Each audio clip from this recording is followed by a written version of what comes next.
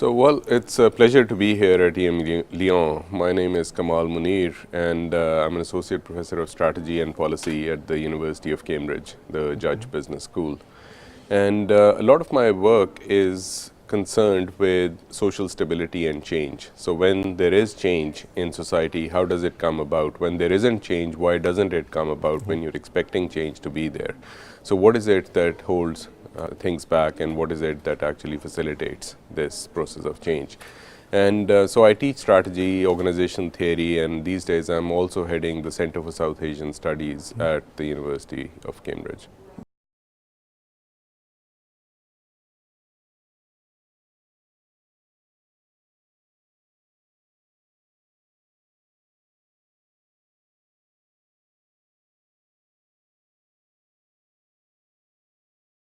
So that's true. I have, apart from my research, I've also worked with multilateral agencies like the World Bank or the Asian Development Bank and a couple of governments. And a lot of the work that I have done there concerns economic development.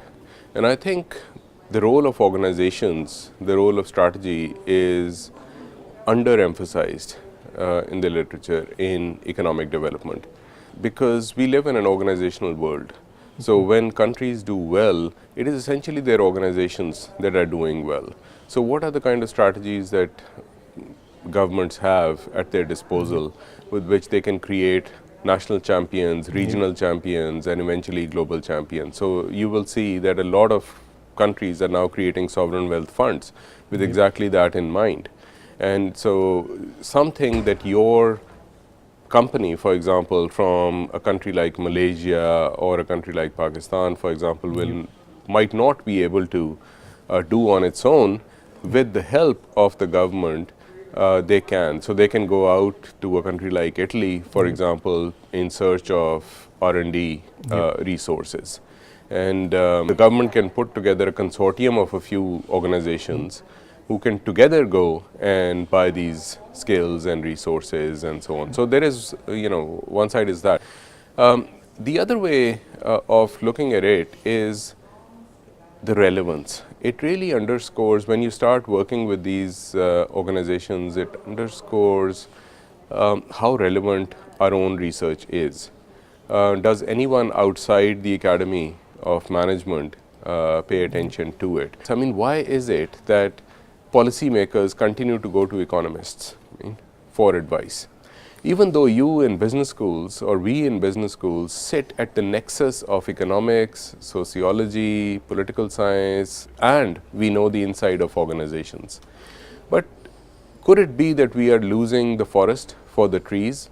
So we don't actually look at things in the larger perspective and how the entire organizational world is moving in particular directions, the kind of implications it's having for the labor markets, for unemployment, for inequality. And that's one thing that I have learned from my interaction with these multilateral agencies, which is to be able to connect my work to the larger debates in society.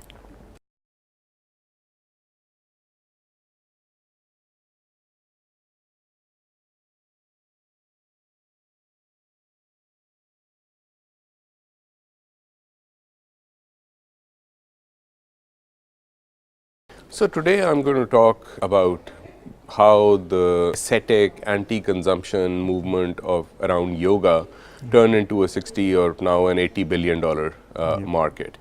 And my interest in that essentially stems from my larger interest in commodification.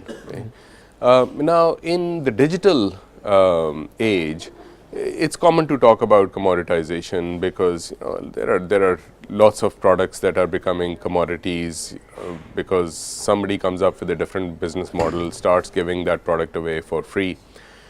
But there's another more fundamental form of commodification, right, which is essentially that things that were not bought and sold in markets, how do we bring them to become commodities so that they can also be bought and sold in markets? So for example, you might come from a culture where it is considered taboo or highly controversial, or it's looked down upon to put your elderly parents in an old people's home. Okay? And yet in the West we see there is there are lots of organizations, for-profit organizations, which thrive, on that. How do we overcome these controversies? Viviana Zelizer has also worked on that amongst many other people, and she basically talked about, how child labor became an issue, how life insurance, basically the controversy, the taboo, because when life insurance industry first came into being, it was essentially considered taboo because, is there nothing sacred anymore, right? I mean, you're putting a price on human life, and why is your life more expensive than mine? Because you can pay a higher premium. So, there are all these things, and then something happens that basically does away with all these controversies and turns it into a commodity to be bought and sold in markets. And the same, sort of thing or similar things have happened with yoga, which, as I said, was an ascetic anti-consumption movement. And now, it's very common to pay $20 or $25, for a yoga class. And we go and buy products related to yoga, starting from yoga mats to yoga pants to, athleisure apparel and so on. So it's a huge market now. And what I sort of find in this research are the mechanisms through which the entire concept of yoga was completely reinvented.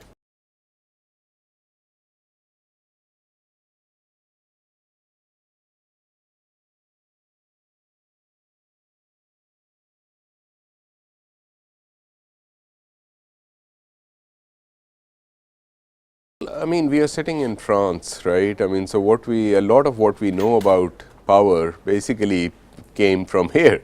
So, and we also reject a more resource-based view of power in favor of a more Foucauldian notion of power, which is based on power knowledge.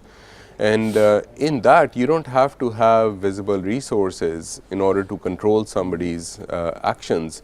You just need to be able to construct knowledge that they are able to internalize. And then, they don't do things which you don't want them to do. So, it is that notion of power that we were investigating in our study on soccer balls, for example, because there were a number of different things that were just given, right? How did they come to be given? So, for example, when we talk to child laborers in Sialkot in Pakistan, whereas the entire world was decrying child labor and they thought this was some kind of a mystery affliction, that the world needed to get rid of, when you talk to child laborers, they didn't share this view. They were not against child labor. What they were against was the complete absence of any opportunities, for them. They said, they were proud of the fact that they have these skills with which they are able to put their siblings through school, with which they are able to, and these are 14, 15-year-olds that we are talking about, with the skills which help them support their family. But they said, why don't we have access to healthcare? Why don't we have access, to education, free education, and so on? So why is there this massive inequality? If the government wants to do something, tell them to focus on that. But that is not the voice that we heard.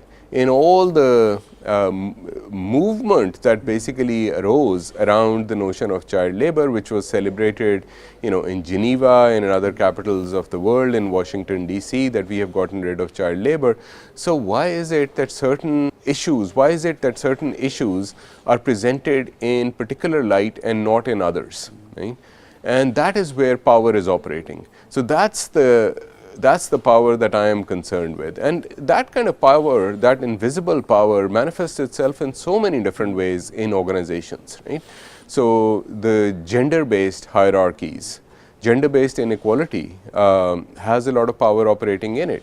There is class-based inequality, there is race-based inequality. When you look for cultural capital in people, it reinforces certain institutions in society.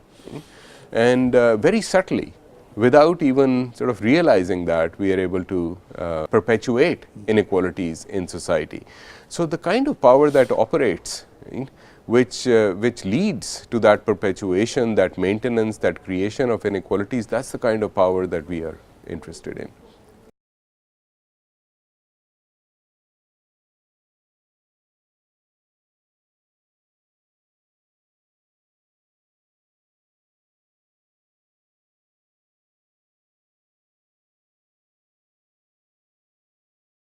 You're right. Institutional theory has been largely silent on many uses of power. Okay? So, it is not that they deny that power exists, and it is not that they deny the Foucauldian notion of power, where power manifests itself, sort of as knowledge. It is just self-censorship in many cases, whereas critical theorists, for example, they feel that they have a responsibility to their readers, to the audience, to the taxpayer, to whoever you like, to the ordinary people out there, to essentially label a lot of these instances, or call out these instances in which power takes on an oppressive form. And institutional theorists, on the other hand, do not necessarily feel that they have any such responsibility. Right? So, they will go into an organization and they will think of or they will try to see, okay, what are the different logics that are operating, and what are the kind of changes that have been brought about, but not necessarily try to look for the oppressive forms of power. And that, I think, is the big difference between critical theorists and institutional theorists. And I think it is lamentable, because simply because institutional theorists do owe a debt to critical theorists. We have borrowed so much from critical theorists. So, we have a responsibility to actually pay back to critical theory, to enrich critical theory as well, and use the theoretical apparatus of institutional theory to actually seek out these issues of power, and inequality is one such issue that the whole world is talking about. So, I am surprised why are institutional theorists silent, right, on that, because it is everywhere, it is all around us. How can we ignore it? How can we overlook it? So, that is something that I try to highlight.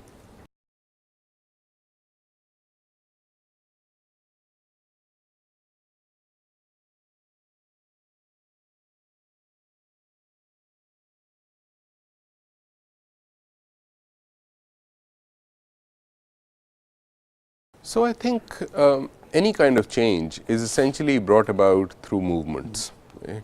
One person cannot bring about a change. You have to create some sort of a collective which puts pressure, and this is no different. So, some of us have to get together and they have to put pressure on journal editors, on the academy, and everyone else to allow more space to more critical issues, and address the major problems that are facing the world right now. And we are very shy right now of actually jumping into this. I mean, the height of the financial crisis, 2007, I remember The Economist magazine publishing an issue where there was, they showed an economics textbook that was melting away, right? And they said a new economics, has to be created. Where were the institutional theorists in responding to that kind of a call? Right? And I don't think we did enough.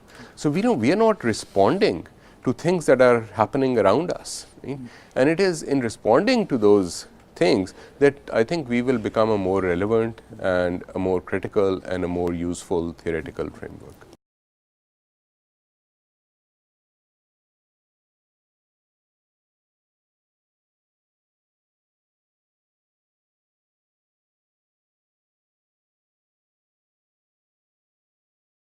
So, I think this is a great time to be a PhD student. Now, there are certain debates that are taking place in the world. There is this anti-globalization surge that you can see across countries. There is rising inequality. Right?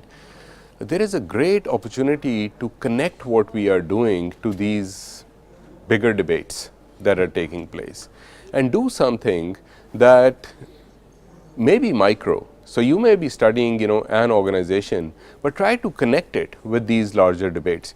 What that will do is that will give you a bigger audience. And for me, one of the most fulfilling aspects of my career has been that while I speak to the academy and I speak to, sort of fellow researchers of management, of organization theory, I also speak to policymakers and to other audiences. So I try to look for empirical sites which are of interest beyond the academy, which are of importance beyond the academy. That way it becomes easier to be passionate about what you're doing. I mean, there's 5 years ahead of you at the very least, and so it is extremely important that you are passionate about what you are doing. So otherwise, there's no point to that. I mean, you're giving up the salaries of the corporate sector and everything, so might as well be passionate about what you're doing. So if I have one piece of advice, it is do something that you're really passionate about.